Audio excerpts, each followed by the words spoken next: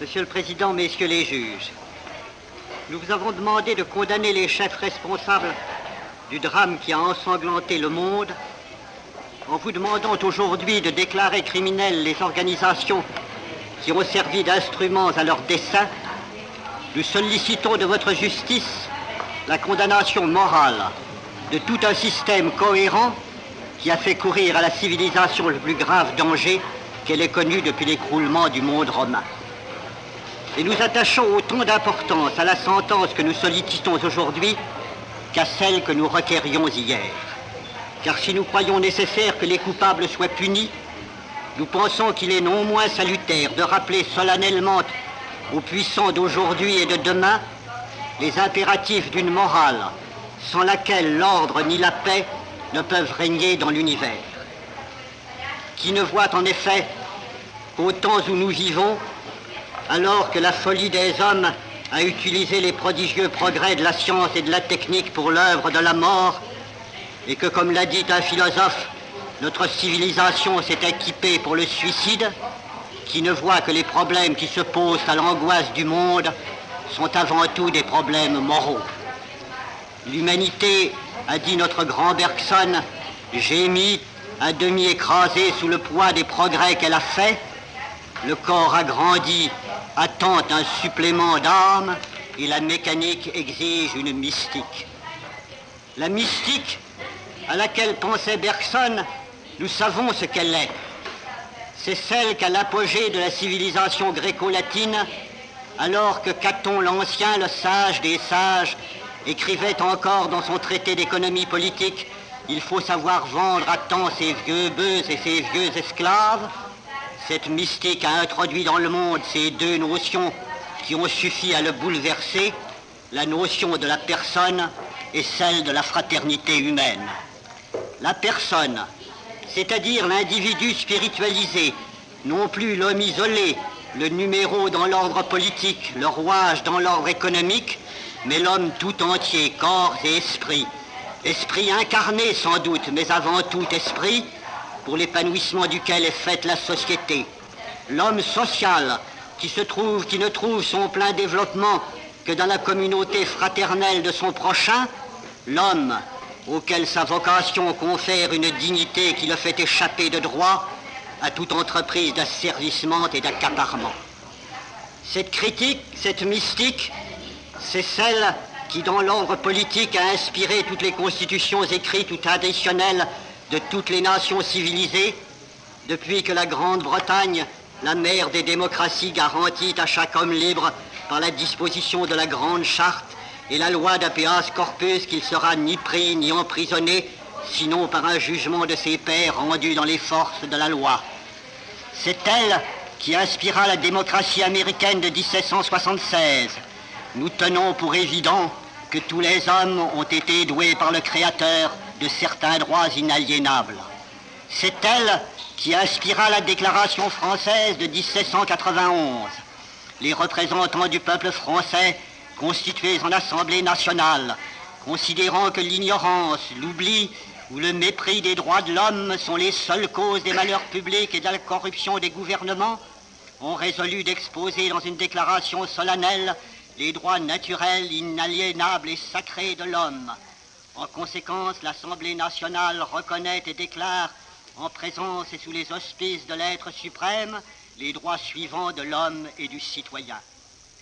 La notion de l'éminente dignité de la personne humaine n'inspire-t-elle pas encore la Constitution de l'Union des républiques socialistes soviétiques, qui, dans son chapitre 6, proclame les droits et les devoirs fondamentaux des citoyens de l'URSS, sans distinction de nationalité et de race.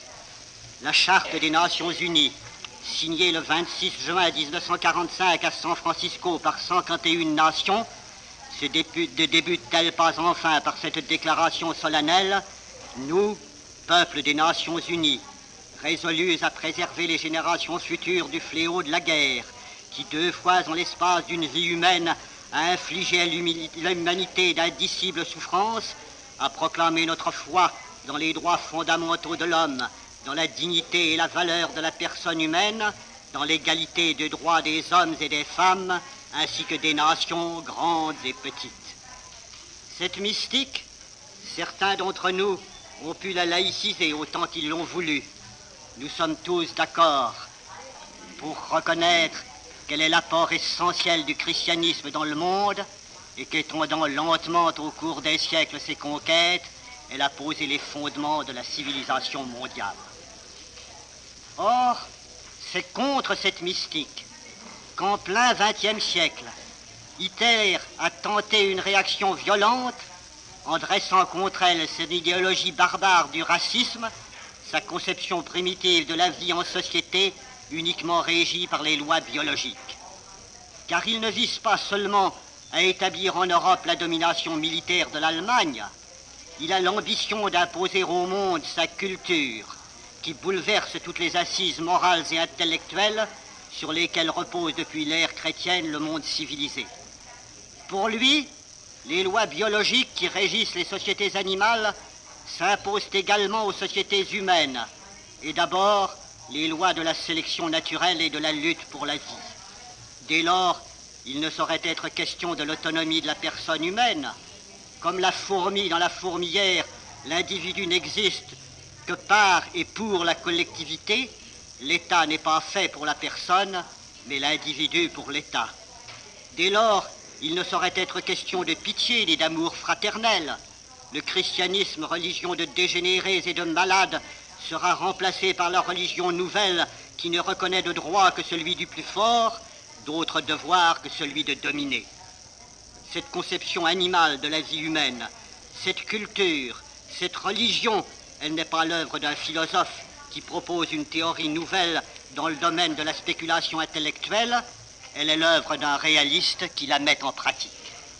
Dans l'ordre de la politique intérieure, elle commandera l'épuration du peuple allemand des éléments qui le contaminent et l'amélioration de la race des Aryens blonds. Et donc, les Juifs seront chassés ou exterminés.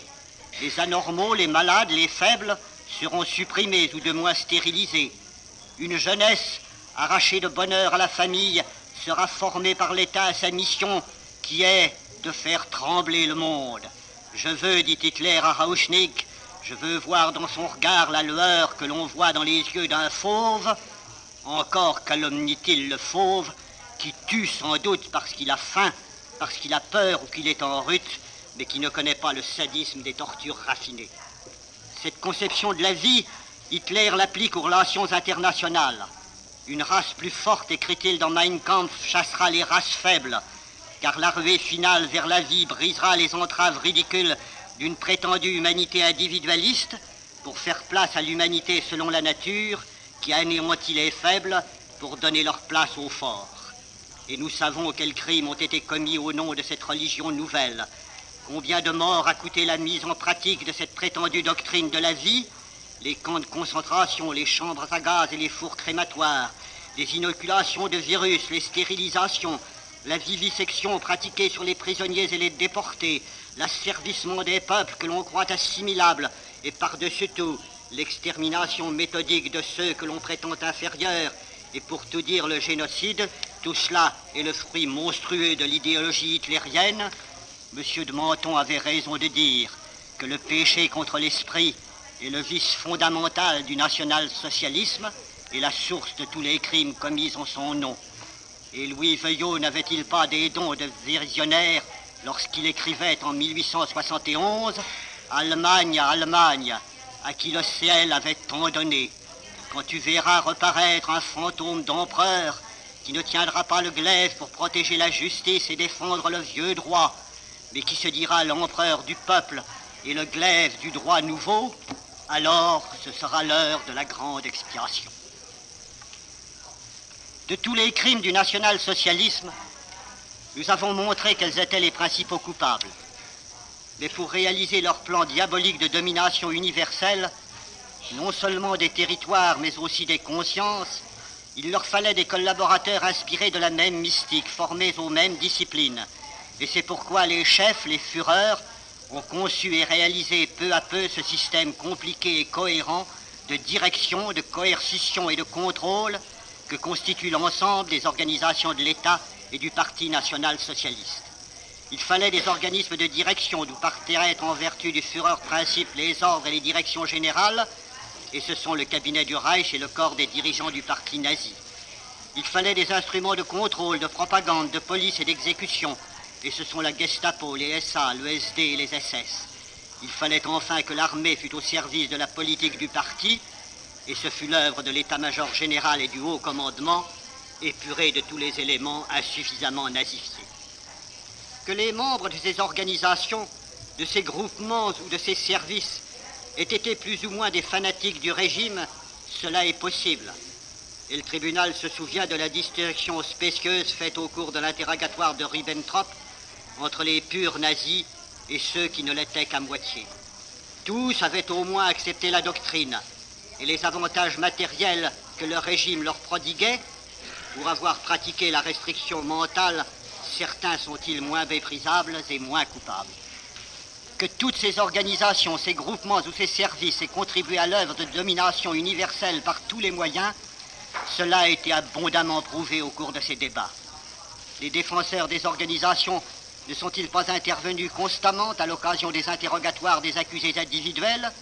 Et ces accusés n'étaient-ils pas tous, à des titres divers, membres de l'une et souvent de plusieurs de ces organisations, de sorte qu'a été établie de manière incontestable la collaboration étroite des organisations collectives avec les hommes qui se trouvent au banc des accusés.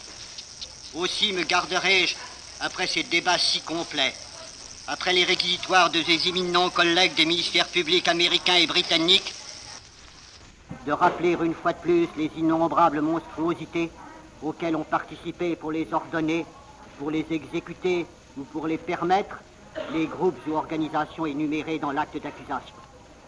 Je voudrais seulement répondre brièvement à deux des moyens auxquels les avocats de la défense, et notamment ceux de la Gestapo, du SD et du haut commandement, paraissent attacher le plus d'importance. Il est possible, disent-ils d'abord, que des abus aient été commis dans l'ardeur de la lutte devenue impitoyable au cours de la guerre devenue totale. Mais il ne s'est jamais agi que de crimes individuels pouvant engager la responsabilité des personnalités qui les commettaient, mais non pas celle des collectivités qui les réprouvaient. Des croisons étanches, dit en second lieu la défense, séparaient les diverses organisations du Reich. Dès lors, l'activité de chaque organisation doit être examinée séparément, et cet examen ne permet pas de déceler chez aucune une intention et une activité criminelle. Premier moyen.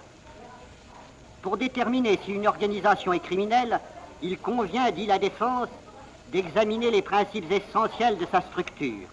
Or, ceux-ci n'ont rien de criminel. Dès lors, les crimes, si l'on a peut-être été commis, ne peuvent être imputés qu'à des individus et ne permettent pas de conclure au caractère criminel de la collectivité. Ainsi, dit-on, la Gestapo était, au terme de sa constitution, une police d'État chargée, comme toutes les polices des États civilisés, de collaborer à l'œuvre de la justice et de protéger la collectivité contre les individus qui porteraient atteinte à sa sécurité. Il est possible que parfois elle ait reçu d'en haut et qu'elle ait exécuté des ordres que ne commandait pas directement sa mission essentielle de protection, comme l'arrestation massive des Juifs, comme l'extermination des prisonniers de guerre soviétiques, comme l'assassinat des prisonniers évadés et repris, mais ces activités accidentelles ne rentraient pas dans sa compétence institutionnelle, elles ne sauraient modifier le caractère essentiel de l'organisation qui n'avait rien de criminel. Ainsi, dit la défense, le SD était constitutionnellement un simple service de renseignement et de sondage de l'opinion publique, une sorte d'institut Gallup, probablement inoffensif.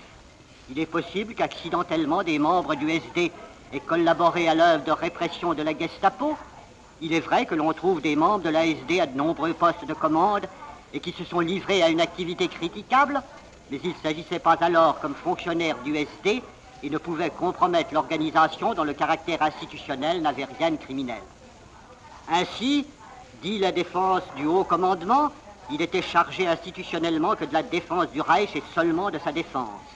Il ne s'occupait pas de politique et n'avait rien à faire avec la police.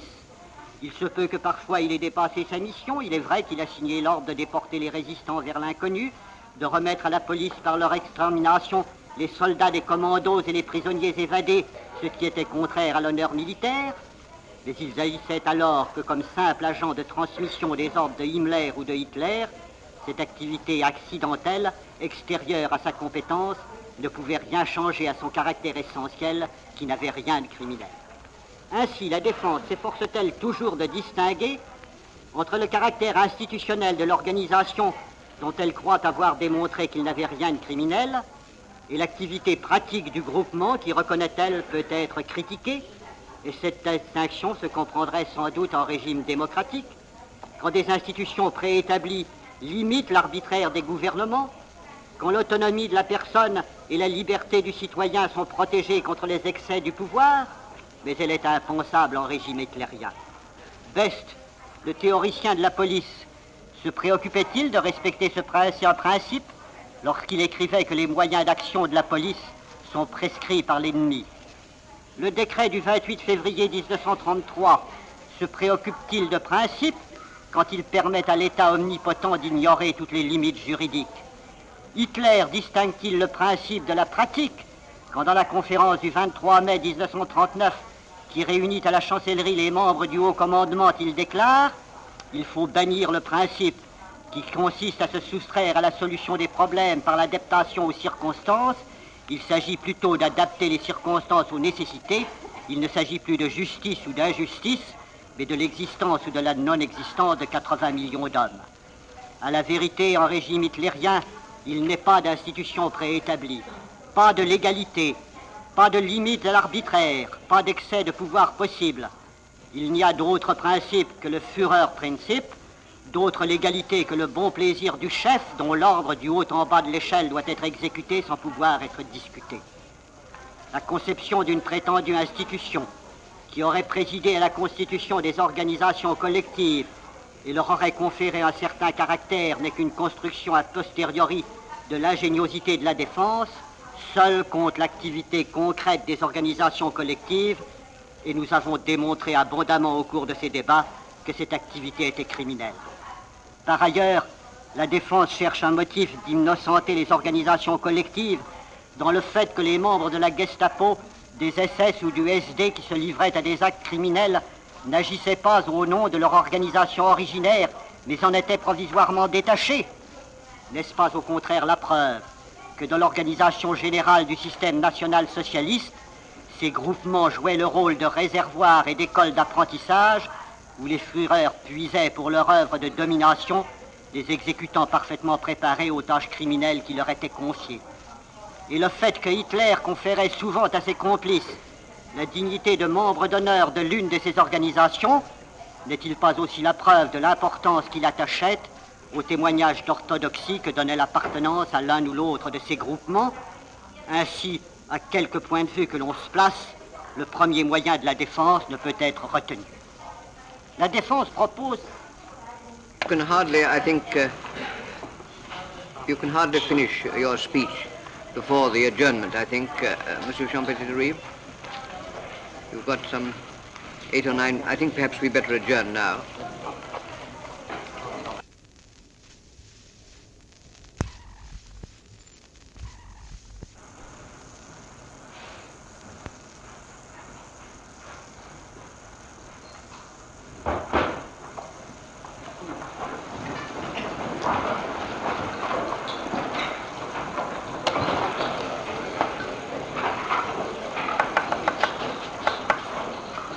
The tribunal has had an application from Dr. Starmer on behalf of the defendant Goering that certain affidavits offered in evidence by Dr. Latenza on behalf of the General Staff and High Command should be considered on behalf of the defendant Goering. And the tribunal, of course, will consider those affidavits on behalf of the defendant Goering as it would consider all the rest of the record.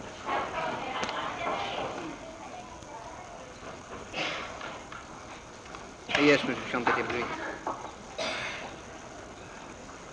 Monsieur le Président, Messieurs les juges, la défense propose un second moyen. Les organisations, dit-elle, étaient indépendantes les unes des autres et ne se connaissaient pas. Les unes dépendaient de l'État, les autres du parti. Et l'État et le parti exerçaient leur activité dans des domaines différents. Dans le sein même des organisations, des cloisons étanches existaient entre les différentes sections qui les composaient et qui agissaient en toute indépendance, et au risque de sacrifier les cellules les plus compromises, les défenseurs s'efforcent de dégager la responsabilité du plus grand nombre possible des groupes prétendument isolés. Mais ce moyen est contredit en fait par tout ce que nous savons de l'organisation générale des services du Reich, comme l'a démontré M. Dubost en établissant la responsabilité personnelle des accusés individuels. L'interpénétration étroite des organisations et des services ne peut être discutée. L'État national-socialiste est totalitaire. Ses fonctionnaires comme ses services s'inspirent d'une idéologie commune, poursuivent des buts communs, et l'unité de l'action est assurée par la pénétration du parti, expression de la volonté politique du peuple dans tous les rouages de l'État. Dans les textes, cette unification de l'État et du parti est réalisée par la loi du 1er décembre 1933. Le Parti national-socialiste, y est-il dit, est devenu le représentant de l'idée de l'État allemand et est indissolublement lié à l'État. Les services publics doivent coopérer avec les services du parti. Dans les faits, cette compénétration, cette unification de l'État et du parti est réalisée par la concentration dans les mêmes mains des pouvoirs émanant de l'un et de l'autre. Hitler est en même temps chef de l'État, de l'armée et du parti. Himmler, chef des SS, qui dépendent du parti, est en même temps celui de la police qui dépend de l'État. Les Gauleiter, fonctionnaires du parti, sont aussi dans la plupart des cas les représentants de l'État en leur qualité de gouverneur du Reich ou de président supérieur de Prusse. Le chef de la chancellerie du parti participe à l'élaboration des lois importantes et à la nomination des fonctionnaires supérieurs de l'État. La loi du 7 avril 1933 permet l'épuration des fonctionnaires d'État suspects de n'être pas suffisamment dévoués au parti, et nous savons avec quelle brutalité la même épuration a été opérée dans le haut commandement. Ainsi, dans les faits comme dans les textes, l'interdépendance de l'État, du parti et de l'armée est étroitement réalisée, et dans le concret de leur activité, il est impossible de distinguer la part de responsabilité de l'un ou de l'autre. En faut-il des exemples? Nous en avons fourni de nombreux et craignons de lasser l'attention du tribunal. Suffira-t-il de rappeler la coopération étroite de la Gestapo, du SD, des SS et de l'armée dans l'élaboration commune des instructions générales et dans l'exécution des opérations contre les résistants, des représailles contre les populations civiles, de l'extermination des Juifs? N'en trouvons-nous pas la démonstration éclatante dans l'instruction de Hitler, maintes fois citée, du 30 juillet 1944. Tous les actes de violence de civils, disait-il, de civils non allemands dans les territoires occupés contre la Wehrmacht, les SS et la police, et contre les installations dont ils se servent, sont en tant qu'actes de terreur et de sabotage à combattre de la façon suivante. A. La troupe et chaque membre séparé de la Wehrmacht, des SS et de la police doivent abattre immédiatement sur place les terroristes et saboteurs pris en flagrant délit. B. Quiconque sera pris plus tard doit être transféré au service local de la plus proche de la police de sécurité et du SD. En citant par 3 fois côte à côte la Wehrmacht, les SS et la police, Hitler ne souligne-t-il pas d'étroite collaboration de ces organisations? Faut-il rappeler une fois de plus les nombreuses instructions de Keitel, l'ordre du maréchal Keyserling du 14 janvier 1944, le journal de marche du général von Brodowski qui mettent l'armée à la disposition de la police ou la police à la disposition de l'armée pour la répression sauvage des actes de la résistance? Faut-il rappeler les ordres de Keitel prescrivant aux généraux commandant en France, en Hollande et en Belgique de faire concourir l'armée au pillage artistique organisé et dirigé par Rosenberg? Le témoin Hoffmann, cité par la Gestapo, n'a-t-il pas déclaré à l'audience du 1er août que le décret Nacht und Nebel était l'œuvre de la collaboration du haut commandement et du ministère de la Justice? Ainsi, la défense espère-t-elle en vain diluer les responsabilités en les répartissant entre les organismes de l'État et ceux du parti, entre les organisations soi-disant indépendantes. Elle n'est pas plus heureuse quand elle tente d'établir que des cloisons étranges séparaient au sein de la même organisation les diverses sections qui la composaient. À qui fera-t-elle croire que, par exemple, les services administratifs du SD et de la Gestapo ignoraient l'ampleur des déportations quand ils devaient résoudre le difficile problème des convois, ou que le service du matériel pouvait ignorer l'extermination par des procédés chimiques quand il était chargé de réparer les camions à gaz.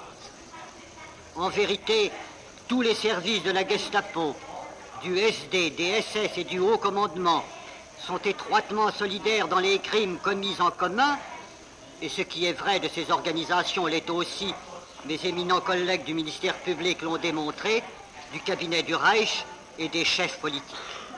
Les organisateurs sont-ils moins coupables que les exécutants? Le cerveau est-il moins responsable que le bras?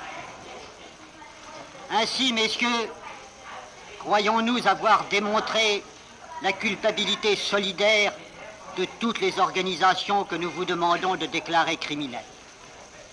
Est-ce à dire que notre dessein est d'obtenir des tribunaux compétents les condamnations les plus sévères contre tous les membres de ces organisations? Certes non.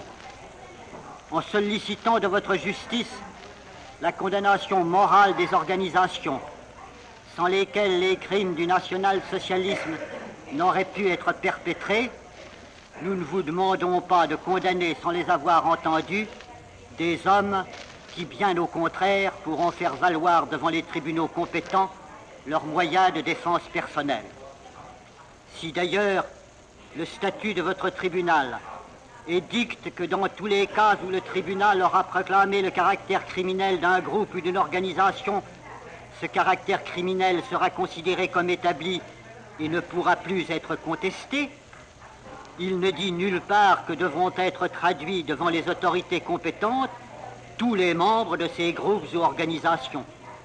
Et nous pensons que devront être poursuivis seulement ceux qui, ayant connaissance de l'activité criminelle du groupement ou de l'organisation, y auront volontairement adhéré, participant ainsi personnellement aux crimes commis par la collectivité. Nous pensons d'autre part que dans l'intérêt d'une justice sereine et dans l'espoir de la pacification universelle, les peines devront être proportionnées à la gravité des infractions relevées, que si les peines les plus sévères pourront en toute justice sanctionner les crimes dont un membre d'une organisation serait reconnu personnellement coupable, la simple affiliation même volontaire à l'un de ces groupes ne devrait être punie que de peines privatives de liberté ou même de la simple privation de tout ou partie des droits civils et politiques. Et si le tribunal le pense aussi, rien dans le statut ne lui interdit de le dire sous la forme qui lui paraîtra opportune. Ainsi, messieurs, votre sentence ne sera pas, comme paraissait le craindre le docteur Steinbauer dans sa plaidoirie pour Seyss-Inquart, la conclusion d'un procès du vainqueur contre le vaincu. Elle sera la manifestation solennelle et sereine de la justice éternelle. Dans cette même plaidoirie, tentant d'opposer le langage de M. de Menthon à l'attitude d'un des plus héroïques chefs de la résistance française, devenu le président du gouvernement de la République, le docteur Steinbauer rappelait le mot de Georges Bidault, visitant après la libération les grands blessés allemands. Camarades, leur disait-il, je vous souhaite une guérison prochaine et un heureux retour dans votre pays. Le défenseur de Seyss-Inquart se trompait, il n'y a pas d'antinomie entre le langage de François de Menthon et celui de Georges Bidault. Et les Français, comme je suis sûr tous les citoyens libres des Nations Unies, sont tous d'accord pour concilier la sévérité nécessaire contre les coupables avec la pitié pour ceux qui n'ont peut-être été que des victimes. En déclarant criminelles les organisations collectives, de manière à permettre aux autorités compétentes de frapper les coupables mais seulement les coupables, en rappelant solennellement au monde qu'une loi morale préexiste à l'arbitraire des hommes et des gouvernements, qu'elle s'impose aux hommes publics comme aux hommes privés, aux nations comme aux individus, et qu'il est criminel de la violer, votre sentence contribuera puissamment à la grande œuvre de pacification universelle qu'entreprennent dans l'Organisation des Nations Unies comme à la Conférence de la paix, à New York comme à Paris, les représentants des peuples libres dans l'immense espérance des hommes simples au cœur droit.